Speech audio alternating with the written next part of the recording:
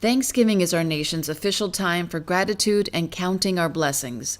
As we eat our turkey with all its dressings this Thursday, let's not forget that some families right here in the Hudson Valley will not have that traditional Thanksgiving meal.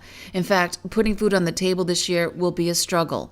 1 in 6 people in America have what's called food insecurity. We're not talking about starvation, but we're talking about people who just aren't making enough money to make ends meet, and the first thing that gets cut is you got to pay the rent, you got to pay the electric, you got to pay the oil bill or whatever, so food budget gets cut. But for many years now, morning radio personality for Mix 97 FM, Mark Bolger, and volunteers have a community food drive, and all proceeds go to the food bank of the Hudson Valley. It's called Jam the Van, and it wrapped up this past Sunday.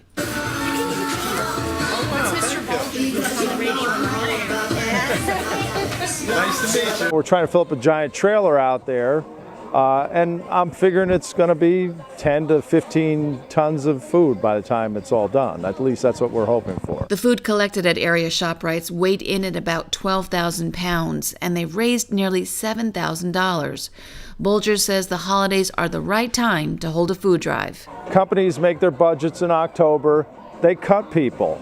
You know, this is what happens to people. They lose jobs and they don't have enough food to cover it. So for a lot of people, it's a temporary thing, and for other people, it's a long-term problem. And Cheryl Redding is one of those people living on a fixed income. I've been struggling for the past 2 years myself, being laid off, now only receiving Social Security, retirement, and money for food. It's always been a big struggle. And even though she's going through a rough time right now, Cheryl found it in her heart and in her wallet to give. You handed him a bag of groceries right there. I saw that. How do you do that? I'm very spiritual. I stay in faith. I pray a lot, and I'm very optimistic. I have a lot of positive feelings that people have.